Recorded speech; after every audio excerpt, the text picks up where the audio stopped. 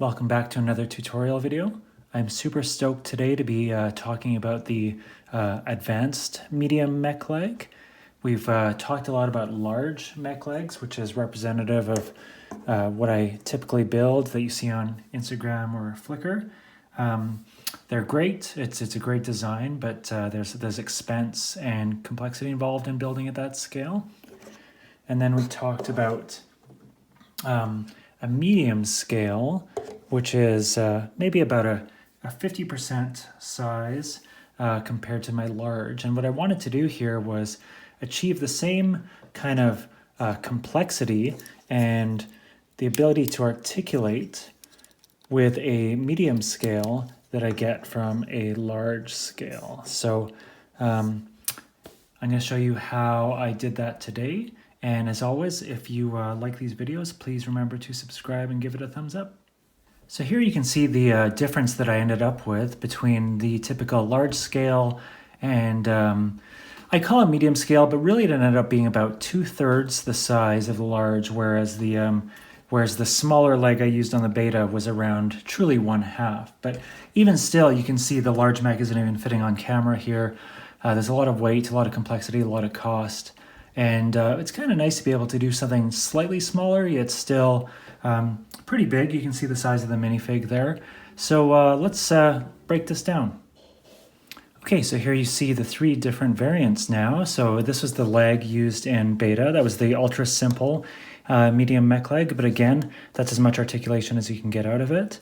Then this is the brand new design, and this is the original large mech design. So you can see it shares qualities of both.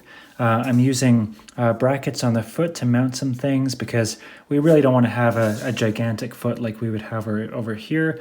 But by the same token, in order to strengthen the foot on this leg, I'm using another one of these double joints on the back here. And other than that, it's fairly similar to the large style. It uses rotation discs. This is the shorter of the large mech styles, where I've overlapped the rotation discs. If you remember from my first video, I have 2 variants where one is more biomechanically correct, where it's got a longer midsection. This one has a shorter one, so the new leg follows that style. And I found a new way of mounting the foot joint to push it up, so we wouldn't have to use such a long 1x6 Technic brick there. So that's kind of an overview, so let's break it down. Okay, so using the large mech leg as a guide, we want to have the same proportions here. So this is a digitigrade leg, so we have the thigh, shin, tarso, metatarsus, and we're going to do the same on the smaller leg. This is going to be the bottom here, very simple.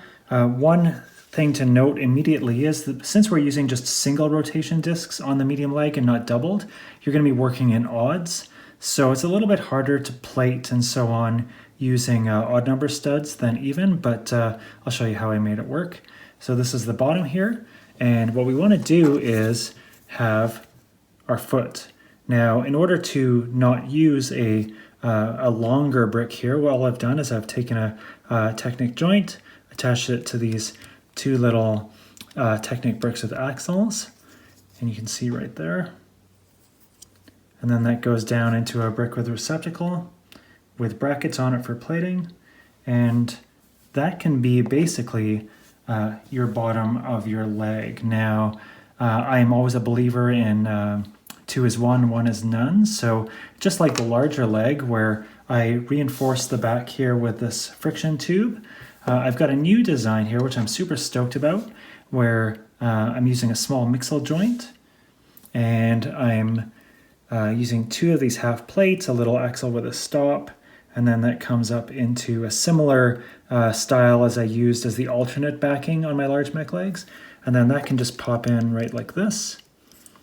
And then on here. And then like magic, we have a ultra strong foot joint. And this also serves to wrap this one here so it doesn't pop out. And a nice side effect of using odds in this case is that slides right up in between. So you have extreme articulation there on the foot, back and forward. And as I've always said, you need as long an axle as you want to be able to go forward, otherwise it'll pop. So that's the bottom of our leg. Next up is the middle of the leg. So again, just like the large mech leg, we're going to double up this joint. So all we need to do is hold this here, and this bracketing should look very familiar. We're using 1x2 Technic bricks with 2 holes, and something that's a little bit different is on the large mech leg, I would use double corner plates here in order to hold our bricks with studs to do our snot work. Now again, we're working in odds, we're working in a 3 stud long, so what I've done here is taken on one side I have a corner plate, and on the other side I just have a 1x3 plate. But this will be our framing that I always talk about to hold the leg together, so we'll just pop that right on.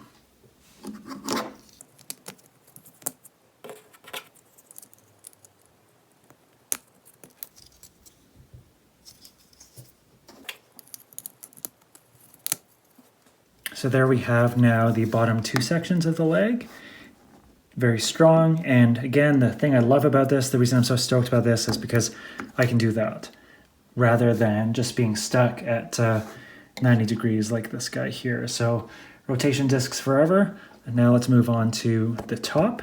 This is also going to be slightly different than the large mech leg, because on this one here, it was the exact same framing in the top as it was in the middle, where we're using 1x2 bricks.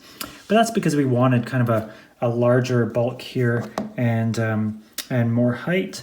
Now we want that to be a bit smaller, so I'm actually going to use 1x1 Technic bricks for the framing at the top rather than 1x2. It's a little bit delicate to get on there, but once you do, it'll fit nice and strong.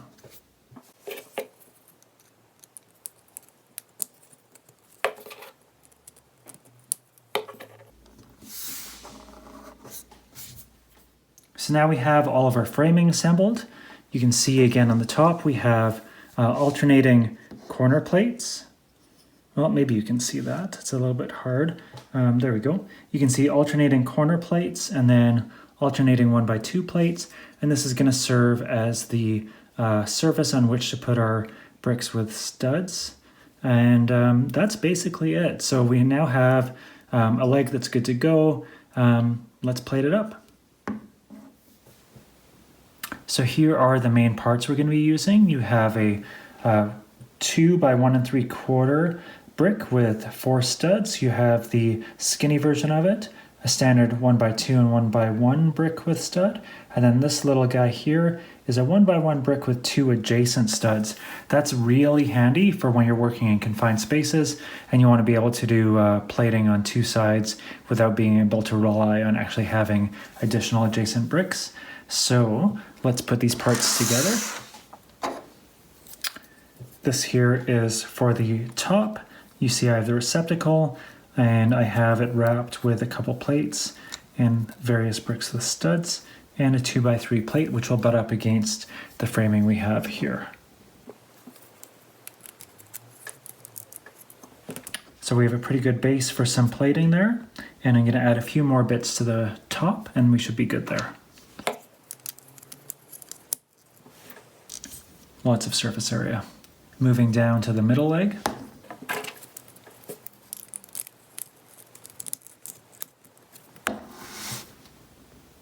Good to go. And then we've already located 1 brick with stud here when we put on our second joint, so we'll just put a second one on the bottom and then we'll be done.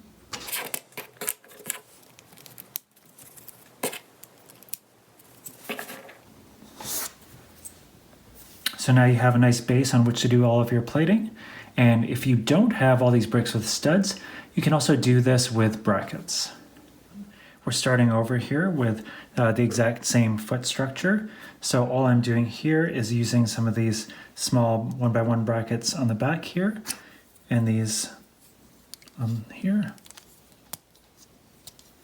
You have a nice surface to plate on there.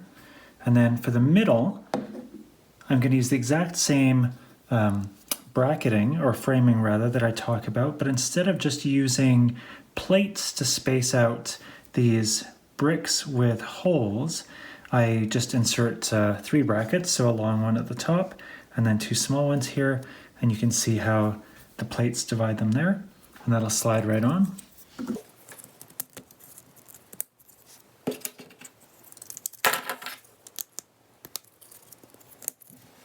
One side.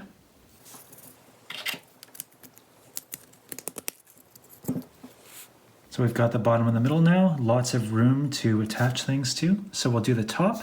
Again, it's gonna be fairly similar how I modified the bracketing on the middle. All I've done is combine these 1x1 bricks with holes with just normal 1x1 bricks and just spacing out the brackets appropriately, and then we'll pop those right on.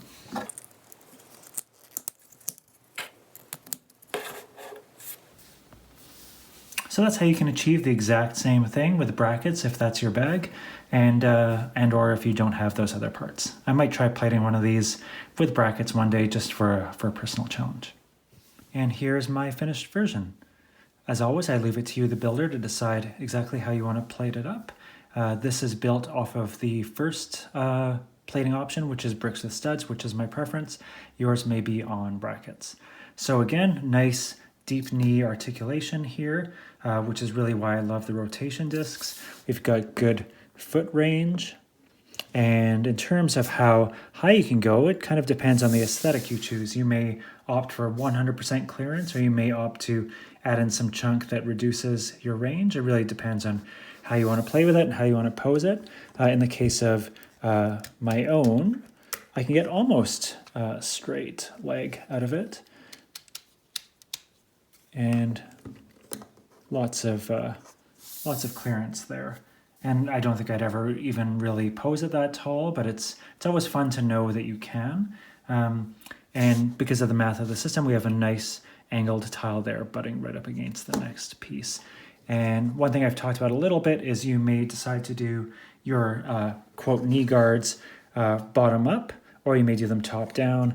It really comes down to, again, aesthetic preference, and in some cases, articulation preference.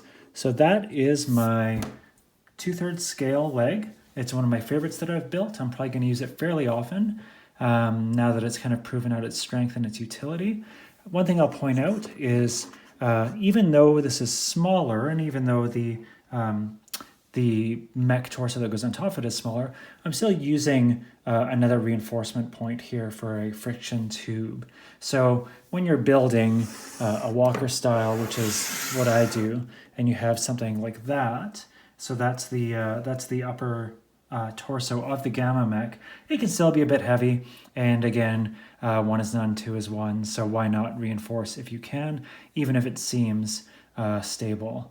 So that's basically all I've got to say about this. If I come up with any variations, I'll be sure to post videos on them. In the meantime, please enjoy. Mention me on Instagram if you do end up building something with it so I can check it out. It's always fun to see what other folks are doing. And as always, if you like this video, give it a thumbs up and be sure to subscribe for more. Thanks and take care.